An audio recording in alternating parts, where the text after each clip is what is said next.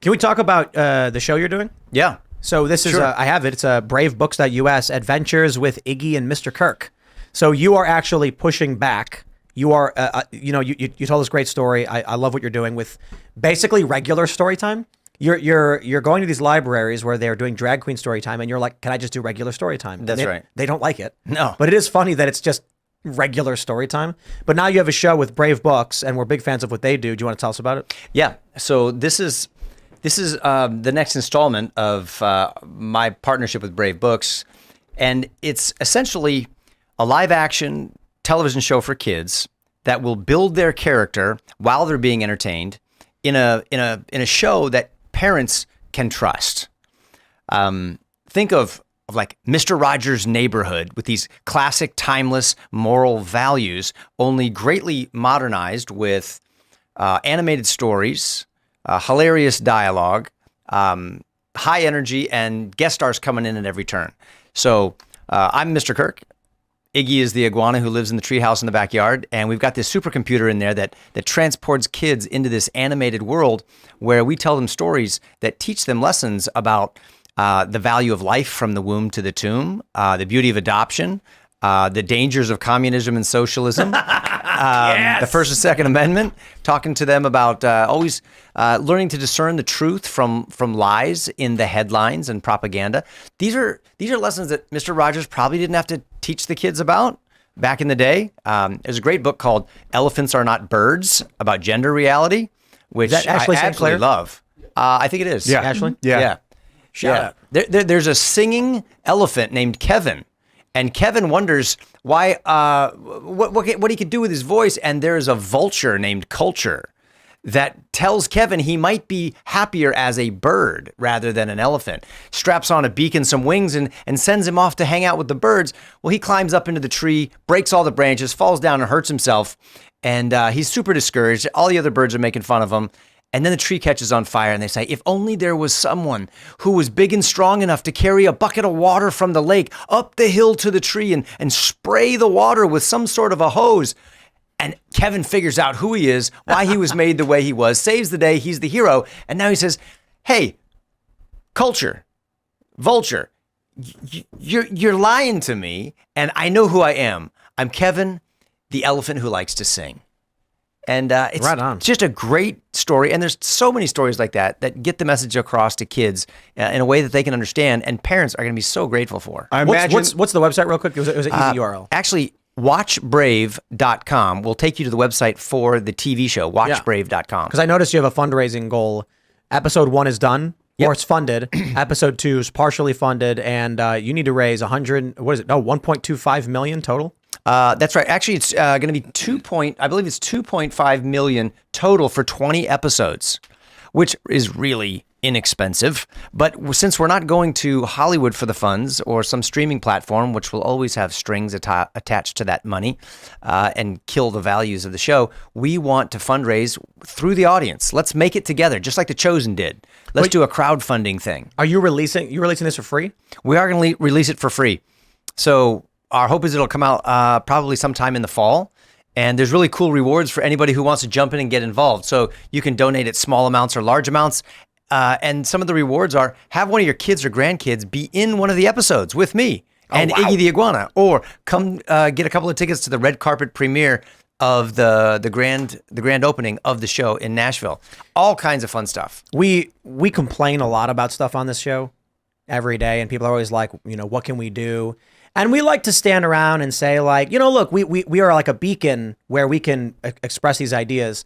But, we periodically will have people on the show who have a mission, who have a cause, and we like to allocate resources. I hope that this is something more proactive, that if people can help support this, I'll certainly pitch in for it as well. We can be more proactive in producing solutions to the problems we complain about instead of just sitting here complaining about it. Absolutely. That's what we need to do. I meet so many people who are professional whiners. Let's become professional winners rather than complaining about the culture. That's such a dad line. It's such a dad line. Hey kids, let's not be whiners. Let's be driving winners. your enormous 12-passenger van with all your kids who are 1 year apart. Take the H out and you seen me. snap it in half. You make an N out of it. Yeah, that'd be cool. That's right. And Sorry, the culture and of I winners. want No. to- You've got to put that in one of the episodes. Yeah. Don't be a whiner. Whiner. Be a winner. Be a winner. You take the H out, you break Totally. it and turn it into an N, and then put it in. Exactly. Do it. Exactly. Hey, you know what? You know what the crazy thing is? We were talking about this earlier. We were working on music. Kids' music is a gold mine. So you have without naming any of these industries, they do cover songs for kids, but like parents so desperately want kid-friendly versions of culture that they spend a ridiculous amount of money. There was one story I read, it's like 20 years ago. Everyone, it was like this meme online of who was the highest grossing artist of 2008 or whatever, and everyone says like, oh, it's got to be Justin Timberlake or and it's some woman no one ever heard of who sold kids music, and they're like, well, that's not what we really meant. She writes and records music and she sells it to a family audience, and she made more money than like any other artist because parents really, really do want wholesome, good, family friendly content. The problem now is with like Drag Queen Story over the past several years, the far left has been knowing this, trying to target kids to corrupt them in ways that will make them permanently unhappy, depressed, or medically dependent. Yeah. We need to put a stop to that. But my point ultimately is there's a capitalist profit to be made in doing this. So it's not just about an ideological mission, it's good business. Yeah. I totally agree with you. And I think so many parents, the ones that I speak to as I'm traveling around the country, speaking at schools and churches and libraries, they know this. These are the values that they know lead to their blessing and to their liberty and their protection for their kids, for future generations. There is a set of values that produces the United States of America and all of its blessings. There's a quote from one of our founding fathers that I love that I know that you'll love, Tim, Noah Webster. So a founding father of American education, gave us Webster's dictionary. He said, every civil government is based on some religion or philosophy of life. The education of that nation promotes the religion of that nation. And in America, that foundational religion was Christianity. It was sown into the hearts of Americans through the home and through public and private schools for centuries. He said, our liberty, our growth and prosperity is the result of a biblical philosophy of life. And our continued freedom and success depends on educating the children in America in the principles of Christianity. This is one of my my obsessions. This concept. It was 6-7 years ago, and I think it was like Seventh-day Adventists or something. Were canvassing my neighborhood, and came to my house, and it was like, I don't know, a 14-year-old girl and her brother, and her parents were across the street, and she had a big family, and they knock on the door and answer it, and they asked questions about religion, and I started lecturing these young girls on the origins of Blackstone's formulation and civil liberties in this country and how they're rooted in the story of Sodom and Gomorrah in the Bible. And they were just like, okay, I think this guy knows quite a bit. I was like, look, I'll be real. I'm not a Christian. I believe in God. I grew up Catholic. Don't really follow organized religion, but I am deeply I love the history of this country. I love understanding the Bill of Rights. I love understanding why the founding fathers decided to enshrine the things they did and why. And it is undeniable. It is a fact. This is not an opinion. It is a historical fact. It was concepts of biblical teaching. Benjamin Franklin said it is better that 100 guilty persons escape than one innocent suffer, which is an expansion upon Blackstone's formulation. It is better that 10 guilty persons escape than one innocent person suffer. You read the history about Blackstone's formulation, and it's rooted in the story of Sodom and Gomorrah. If there is but one righteous person, I will not destroy the city. And the idea is logical and it is brilliant. The founding fathers didn't just read the Bible and say, let's just do what the Bible says. They actually thought about what it would mean to create a government that opposed those teachings. And the logic is sound. It is this simple. If the citizens of a nation believe that even if they are innocent, they will be punished and risk being harmed by their government, they have no incentive to cooperate. They have no incentive to be good citizens. But if they believe that the government will strive to protect the innocent at all costs, even if it could result in guilty people going free, they have every reason to be innocent, to cooperate, and be good citizens.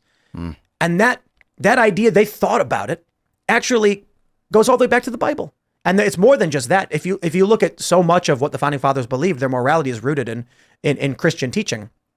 And it's hilarious that I love to mention Bill Maher. and Dennis Prager elaborates on this, but Bill Maher is his morality is rooted in Christianity.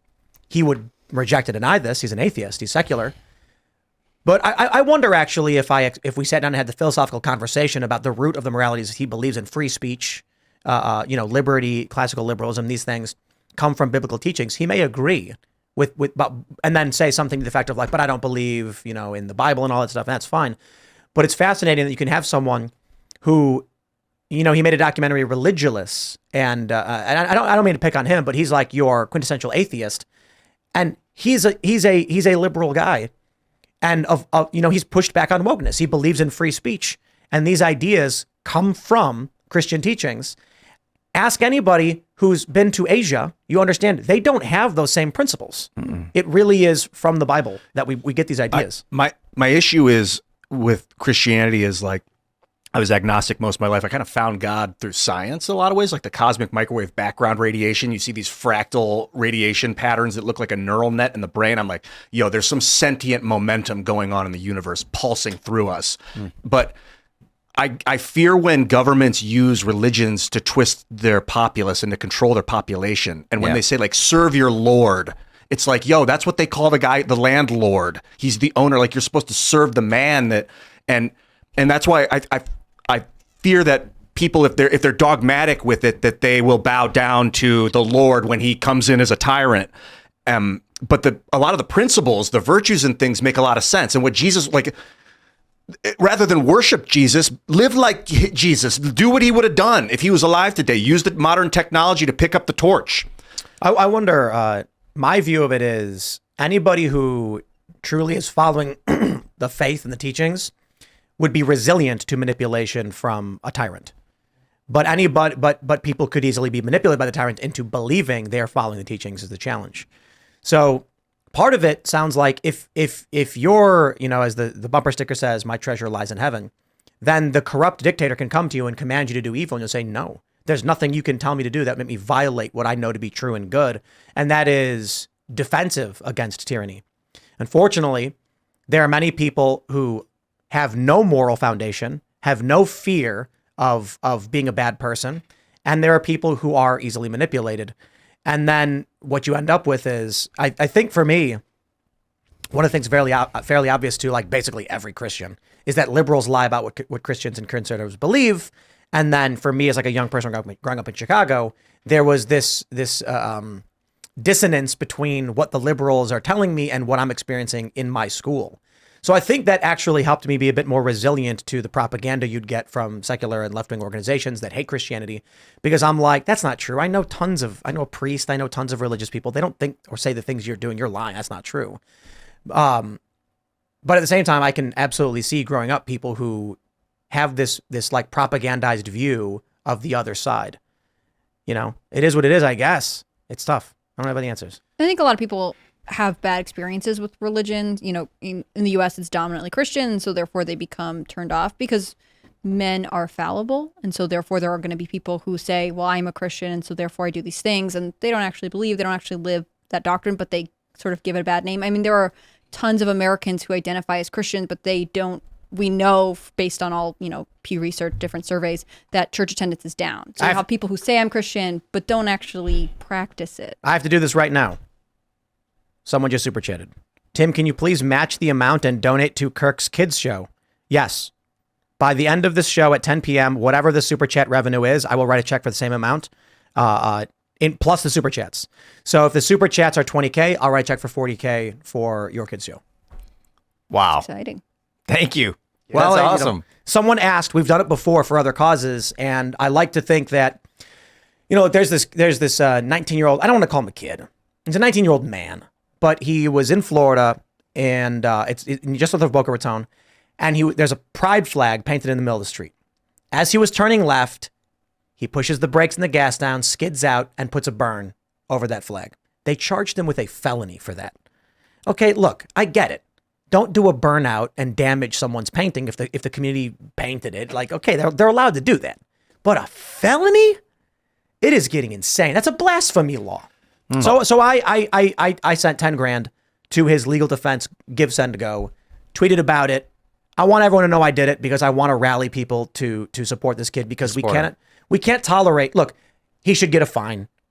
Maybe they make him go clean it off. Okay, I don't like the pride stuff. I don't like the weird woke stuff. Whatever. But people are allowed to have things you don't like. If I had a Gadsden flag and someone destroyed it, I'd want them to clean it. But a felony for a 19-year-old. So with this right now, if you guys really want to see this kids show funded, I will absolutely.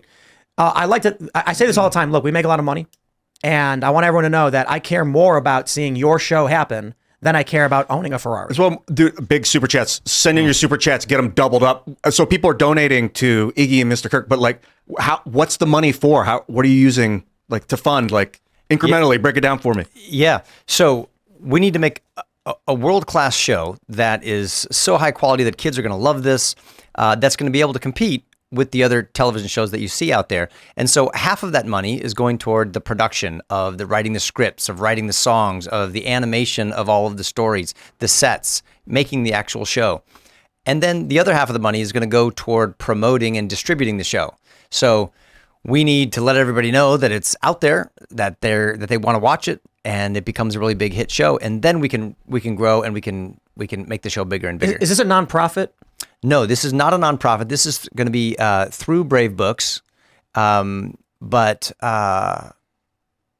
let's just say once we get close to wrapping the show at 10, whatever the number is, we'll just figure out the proper accounting for writing the check. Because we did this with after Sound of Freedom when I'm forgetting the Angel guy's name. Studios Angel with Studios. the Harmons. It wasn't the Harmons. It was the dude's foundation. Do you remember? No. The foundation for helping kids. Yeah.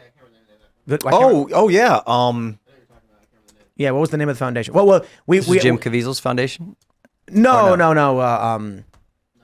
I'm forgetting. I feel bad forgetting. We're the guy's all name. off tonight. It's weird. I know, right?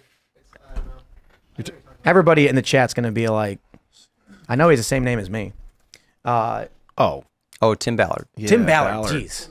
Yeah, we did the same thing. We said super chat and we'll match it. He had a nonprofit though, so I can easily make a nonprofit donation. But for a for-profit thing, I have to figure out accounting wise what's the legal method of like writing a check that large. But we'll do it. Whatever. Where are you guys shooting it? We'll get you that. We'll help you get that funding. Oh, that's awesome. Thank you. We're going to be shooting this in Texas, right in the Houston area.